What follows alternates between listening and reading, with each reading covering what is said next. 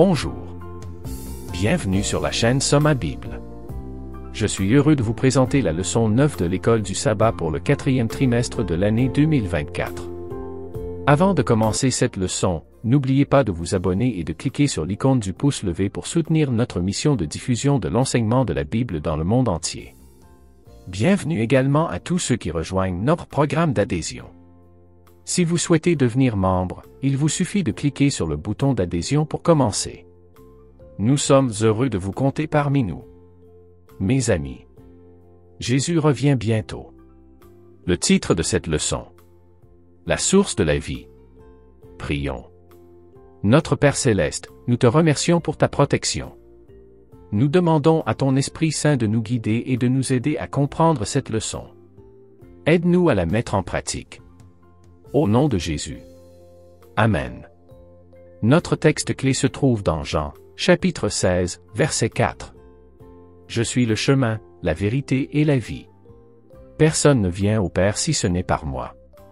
Chers auditeurs, aujourd'hui, nous abordons une vérité si fondamentale, qui change tellement la vie, qu'elle remodèle notre façon de vivre, de penser et d'espérer.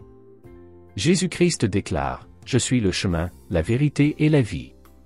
Personne ne vient au Père si ce n'est par moi. Jean 14, verset 6. Cette déclaration n'est pas seulement une proclamation de son identité, c'est une invitation, une promesse et un appel à l'action. Explorons ensemble pourquoi Jésus est la source de la vie et ce que cela signifie pour nous aujourd'hui. Nous étudierons également le revers de la médaille, à savoir que, malgré les preuves irréfutables que Jésus est le Messie, certains l'ont rejeté. Nous étudierons cette idée pour deux raisons, pour éviter de commettre la même erreur, mais aussi pour réfléchir à la manière dont nous pourrions tendre la main à ceux qui risquent également de commettre cette erreur. Notre leçon est divisée en 6 points qui sont: Jésus, le « Je suis », la source éternelle de la vie par le sacrifice de Jésus, les paroles de la vie éternelle, la nouvelle naissance par la foi, rejeter la source de la vie et vivre dans la lumière. Point numéro 1. Jésus, le « Je suis », la source éternelle de la vie. Dans Jean, chapitre 1, verset 1, nous lisons ce qui suit: En lui était la vie, et la vie était la lumière des hommes. Lorsque Moïse s'est tenu devant le buisson ardent, il a rencontré le Dieu éternel qui s'est appelé « Je suis ». Exode, chapitre 3, verset 14. Des siècles plus tard, ce même Dieu a pris chair et a habité parmi nous. Jean 1, verset 14. Jésus, le « Je suis », n'est pas seulement un bon professeur, un sage prophète ou un faiseur de miracles. Il est Dieu incarné, le Créateur, le soutien et le donateur de la vie elle-même. Imaginez un arbre. Ses branches peuvent s'étendre et ses feuilles peuvent fleurir, mais sans les racines qui tirent l'eau et les nutriments du sol, il ne peut pas survivre. Jésus est la racine de la vie. Il nourrit et soutient non seulement notre existence physique, mais aussi notre vitalité spirituelle. Lorsque vous vous sentez faible, sec ou déconnecté, rappelez-vous que Jésus est votre source. Courez vers lui. Faites-lui confiance. Appuyez-vous sur lui, car la vie est en lui. Point numéro 2. La vie par son sacrifice. La Bible dit dans Jean chapitre 3 versets 14 à 15, « Il faut que le Fils de l'homme soit élevé, afin que quiconque croit en lui ne périsse pas, mais qu'il ait la vie éternelle. » Pourquoi Jésus est-il venu sur terre? Il est venu nous sauver. Le péché nous avait coupés de la source de la vie. Comme les Israélites mordus par les serpents dans le désert, nous étions condamnés à mourir sans intervention. Mais tout comme Moïse a soulevé le serpent d'airain pour leur guérison, Jésus a été élevé sur la croix pour notre salut. Pensez à une bouée de sauvetage lancée à une personne qui se noie. Ce n'est pas sa force ou ses talents de nageur qui la sauvent, c'est la bouée de sauvetage. Jésus est notre bouée de sauvetage. Il a pris notre punition, porté notre péché et nous offre la vie éternelle en échange. Tout comme le serpent d'airain a pris la place des Israélites qui avaient été mordus par des serpents, Jésus a pris notre place, nous qui avons été frappés par le péché. Il a pris la peine qui était la nôtre afin que nous puissions avoir la vie qui était la sienne. En voyant le caractère de Jésus, nous pouvons voir le caractère du Père. Chers amis, cessez d'essayer de vous sauver vous-même. Croyez en Jésus. Son sacrifice suffit. Sa vie est à votre disposition aujourd'hui, tout de suite. Point numéro 3. Les paroles de la vie éternelle. Lisons Jean chapitre 6 verset 68. Seigneur, à qui irions-nous? Tu as les paroles de la vie éternelle. Lorsque Jésus a demandé à Pierre si lui aussi allait partir, la réponse de Pierre a été, Seigneur, vers qui irions-nous? Tu as les paroles de la vie éternelle. Cela ne vient pas de la philosophie, de l'histoire ou de la science, toutes disciplines humaines. Elle vient de Jésus qui, possédant en lui-même la vie éternelle, l'offre gratuitement à tous ceux qui, répondant à l'Esprit Saint, l'acceptent. Les paroles de Pierre sur la vie éternelle s'inscrivent dans un thème qui traverse tout l'évangile de Jean. Une concentration de la phraséologie sur la vie éternelle apparaît en Jean 6, dans le contexte de l'alimentation des 5000 personnes. Jésus dit qu'il est le pain de vie au verset 35 de Jean 6, ce qui signifie que sa vie, sa mort et sa résurrection sont la source du salut éternel. Par la foi seule, nous croyons que Jésus-Christ est venu vivre et mourir pour nous. Cette foi nous est offerte, mais nous devons choisir consciemment de nous abandonner à Jésus, de nous repentir et de réclamer son sang pour le pardon et la purification de nos péchés. Lorsque Jésus a parlé de la vie éternelle, beaucoup ont trouvé ces paroles difficiles et se sont éloignés. Mais Pierre est resté. Pourquoi? Parce qu'il a reconnu que la vie, la vraie vie, se trouve dans les paroles de Jésus. Ces enseignements ne sont pas de simples instructions, ce sont des vérités qui donnent la vie. Vous tournez-vous vers le monde pour trouver des réponses? Vers des livres de développement personnel ou des philosophies? Mes amis, ces choses ne vous satisferont jamais. Seul Jésus a les mots qui donnent la vie. Faites confiance à sa parole. Nourrissez-vous en chaque jour, car elle est le pain de vie. Point numéro 4. Croire et nouvelle naissance.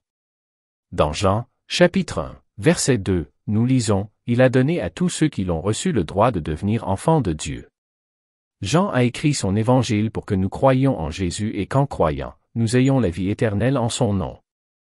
Dans Jean 1, versets 12 à 13, ce processus est décrit en 2 étapes. Premièrement, nous le recevons, c'est-à-dire que nous croyons en lui. Ensuite, il nous donne l'autorité ou le pouvoir de devenir les enfants de Dieu, ce qui est décrit au verset 13 comme étant engendré par Dieu. Oui, il y a un aspect humain et un aspect divin dans le fait de devenir chrétien. Nous devons agir en croyant, le recevoir et être ouverts à la lumière, mais c'est lui qui régénère le cœur. Devenir enfant de Dieu, ce n'est pas ce que vous pouvez faire, c'est ce qu'il a fait. Le salut est un don. La foi est un don. Et lorsque nous recevons Jésus, nous naissons de nouveau, non pas par un effort humain, mais par la puissance de Dieu. Pensez à un nouveau-né. Le bébé ne fait rien pour venir au monde, il est le résultat du travail de ses parents. De même, notre naissance spirituelle est entièrement l'œuvre de Dieu. L'avez-vous reçu? Avez-vous placé votre foi en son nom? Si ce n'est pas le cas, c'est aujourd'hui qu'il faut prendre cette décision. Point numéro 5. Rejeter la source de la vie. Il est venu vers les siens, et les siens ne l'ont pas reçu. Jean, chapitre 1, verset 11. Certains des récits les plus tristes de toute l'Écriture se trouvent dans l'Évangile de Jean. La lumière brille dans les ténèbres, et les ténèbres ne la comprennent pas.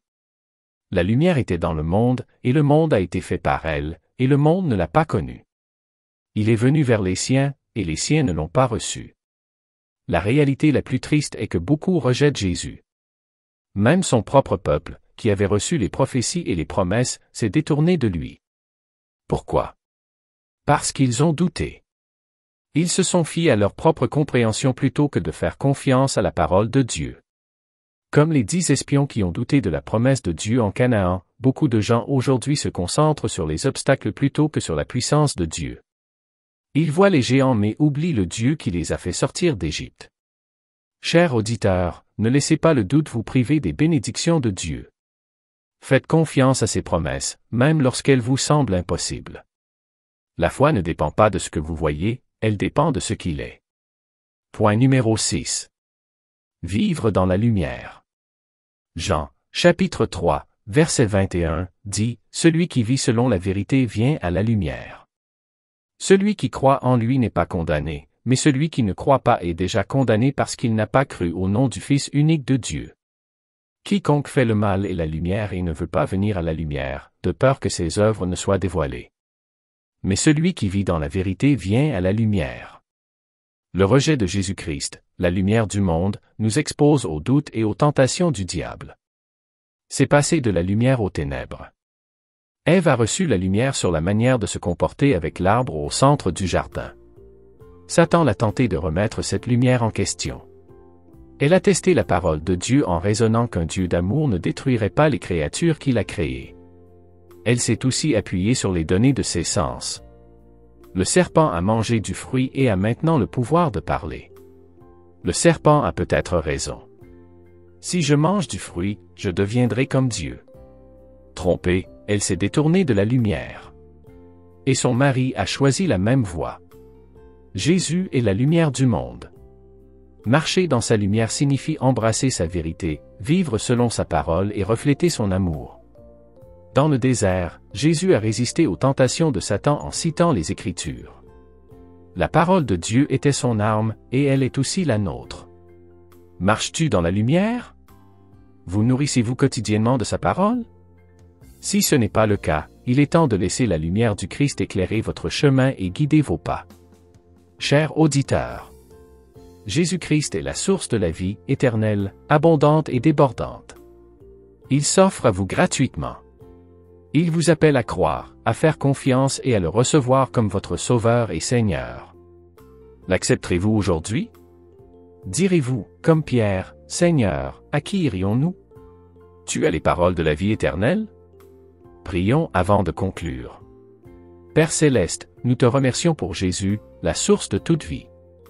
Aide-nous à lui faire pleinement confiance, à marcher dans sa lumière et à partager sa vie avec le monde. Puissions-nous vivre chaque jour enracinés dans ta parole et habilités par ton esprit. Au nom de Jésus, Amen.